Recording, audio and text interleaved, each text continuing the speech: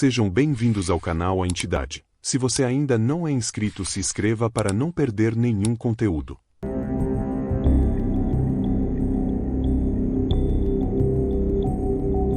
Era uma noite fria e chuvosa quando Clara, uma jovem jornalista, decidiu investigar o antigo sanatório Santa Luzia, um manicômio abandonado há décadas.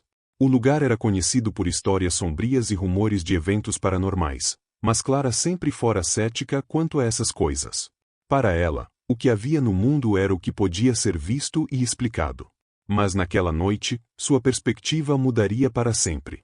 O sanatório ficava no alto de uma colina, cercado por uma floresta densa e sombria. As paredes do edifício, cobertas de musgo e plantas trepadeiras, pareciam quase orgânicas, como se a natureza estivesse tentando engolir o lugar e apagar sua existência.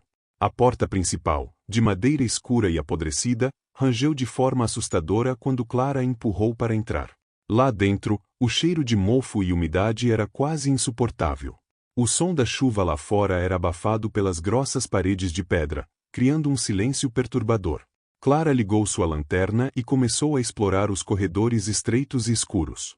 As paredes eram adornadas com pinturas desbotadas de santos e figuras religiosas, que pareciam olhar para ela com uma mistura de pena e acusação.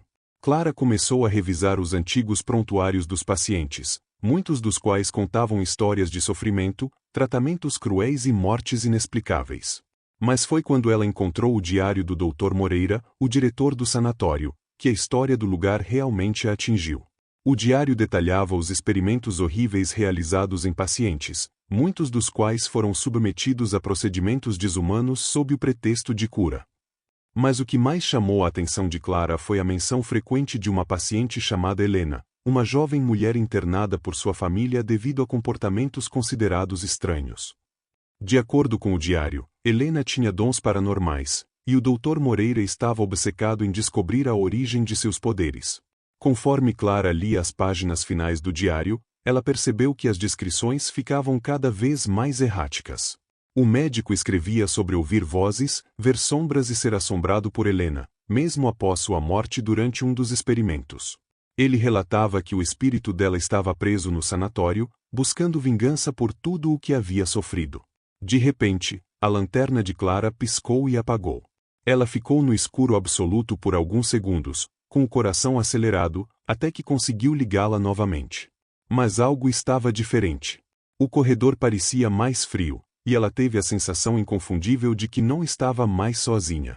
O som de passos suaves e arrastados começou a ecoar pelo corredor. Clara Congela. Seu instinto lhe dizia para correr, mas algo a forçava a ficar. Quando finalmente se virou, viu uma figura esquelética e pálida ao final do corredor, com olhos vazios que pareciam encarar sua alma. Era Helena. Clara tentou correr, mas seus pés pareciam colados ao chão. O espírito começou a se aproximar lentamente, e a temperatura ao redor dela caiu drasticamente. A respiração de Clara formava pequenas nuvens no ar frio. Desesperada, ela tentou gritar, mas nenhum som saiu de sua boca. Quando Helena estava a apenas alguns passos de distância, Clara sentiu uma mão gelada em seu ombro. De repente, uma onda de emoções a invadiu: dor, tristeza, raiva. Era como se ela estivesse sentindo todo o sofrimento que Helena havia experimentado em vida. Com um último esforço, Clara conseguiu se soltar e correu pelo corredor, tropeçando e caindo várias vezes, até encontrar a saída. Ela não parou até estar fora do sanatório, longe daquele lugar maldito. Naquela noite, Clara deixou o sanatório e nunca mais voltou. Mas, para o resto de sua vida, ela carregou a lembrança daquela noite e o peso de saber que o espírito de Helena ainda estava lá, preso entre as paredes do sanatório, esperando por alguém que pudesse libertá-la de seu tormento eterno.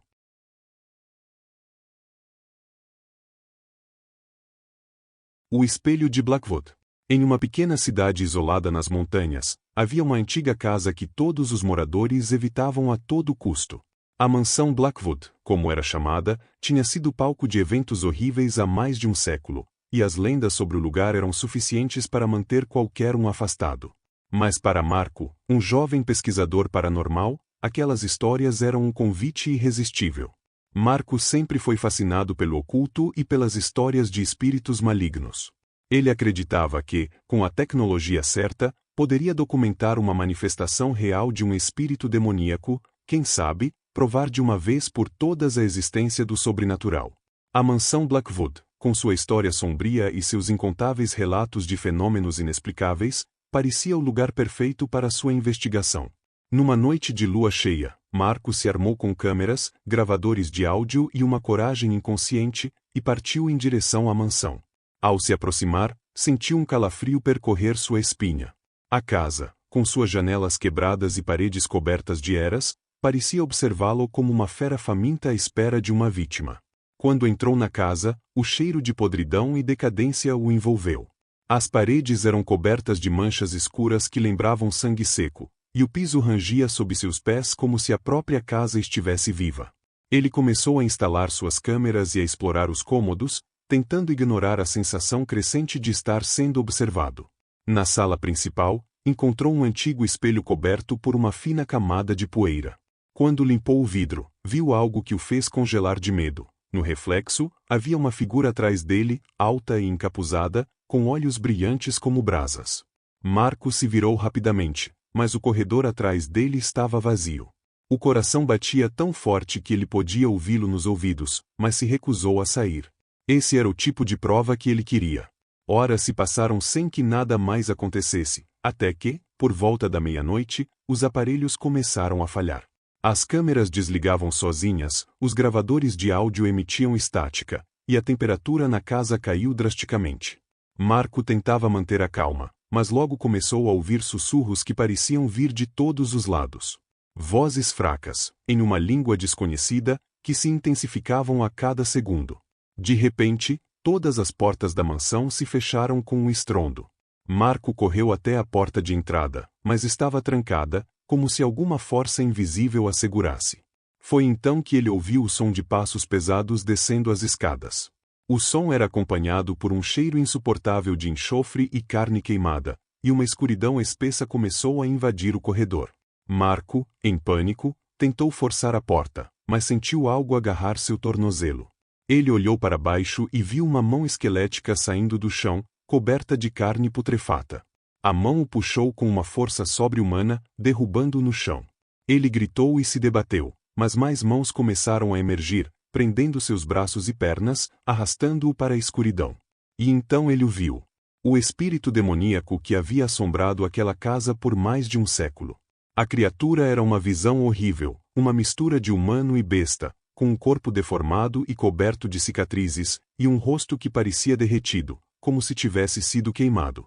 Seus olhos brilhavam com uma malícia indescritível, e sua boca se abriu em um sorriso cruel, revelando fileiras de dentes afiados. O demônio falou. Sua voz era um rugido gutural que fez os ossos de Marco vibrarem. Você veio até mim, humano, e agora será meu para sempre. As palavras foram acompanhadas por uma onda de dor lancinante que percorreu o corpo de Marco. Ele sentiu como se sua carne estivesse sendo rasgada e seus ossos quebrados por dentro. A criatura começou a rir, uma risada que ecoou por toda a casa, enquanto o corpo de Marco se contorcia em agonia. Ele sentiu sua mente desmoronando, sua sanidade sendo arrancada pedaço por pedaço. As mãos espectrais que o seguravam começaram a arrastá-lo para o espelho na sala principal. Marco viu seu reflexo distorcido, um homem à beira da loucura, sendo puxado para dentro do vidro como se fosse um portal. A última coisa que Marco viu antes de ser sugado para o outro lado foi o sorriso triunfante da criatura, que observava enquanto sua alma era aprisionada no espelho. Dentro daquele espaço sombrio e sem forma, Marco podia ouvir os gritos dos outros que tinham sido capturados antes dele, suas almas presas para sempre em um ciclo de dor e desespero. E lá ele permaneceu, sua alma condenada a sofrer eternamente ao lado das outras vítimas da mansão. Do lado de fora, a mansão Blackwood continuava a se erguer sombria e solitária, esperando pacientemente pela próxima alma curiosa e imprudente que ousasse atravessar suas portas.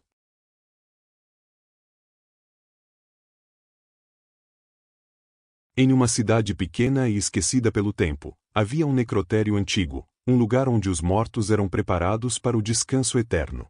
Este necrotério, conhecido como o Retiro, ficava na periferia da cidade, rodeado por um denso bosque que parecia isolar o local do resto do mundo. As pessoas evitavam passar por lá, especialmente à noite, pois diziam que o lugar era assombrado por algo mais sombrio do que simples fantasmas. Ricardo, um jovem médico legista, era novo na cidade e não acreditava em superstições. Para ele, o necrotério era apenas um local de trabalho, e os corpos, apenas carne sem vida. Ele havia aceitado o emprego em um retiro para ganhar experiência e um bom salário, e estava determinado a ignorar as histórias que os moradores contavam sobre o lugar. Naquela noite, Ricardo foi chamado para um turno noturno inesperado. Um acidente horrível havia ocorrido na estrada, e vários corpos precisavam ser examinados. Ele chegou ao necrotério pouco antes da meia-noite e começou a trabalhar, sozinho no prédio silencioso. A única companhia era o zumbido suave das luzes fluorescentes. Os corpos estavam em péssimo estado, mutilados e queimados pelo impacto e pelo fogo que se seguiu ao acidente. Ricardo era experiente, mas a visão daqueles corpos destroçados o incomodou mais do que ele esperava. Ainda assim, continuou com seu trabalho, determinado a terminar antes do amanhecer. Enquanto trabalhava, sentiu um calafrio estranho, uma sensação que parecia vir do fundo de seu estômago e se espalhar por seu corpo. Ignorou, atribuindo o desconforto à visão dos cadáveres. Mas então, algo mais estranho aconteceu.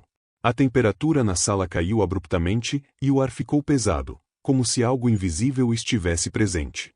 De repente, as luzes começaram a piscar, e os instrumentos na mesa de autópsia caíram no chão sem explicação. Ricardo olhou ao redor, procurando uma razão lógica, mas tudo estava no lugar. No entanto, a sensação de estar sendo observado era inegável. Ele voltou ao seu trabalho, tentando se concentrar, mas os barulhos começaram. Passos leves ecoavam pelos corredores vazios, seguidos por sussurros quase inaudíveis, como se várias vozes estivessem murmurando ao mesmo tempo. Ricardo sentiu o pânico se apoderar dele, mas se recusou a ceder. Ele levantou-se e foi verificar os corredores, armado apenas com uma lanterna. Ao entrar no corredor principal, ele viu uma figura ao fundo, perto das portas da câmara fria. A figura estava parada, imóvel, olhando diretamente para ele. Ricardo chamou, mas não houve resposta.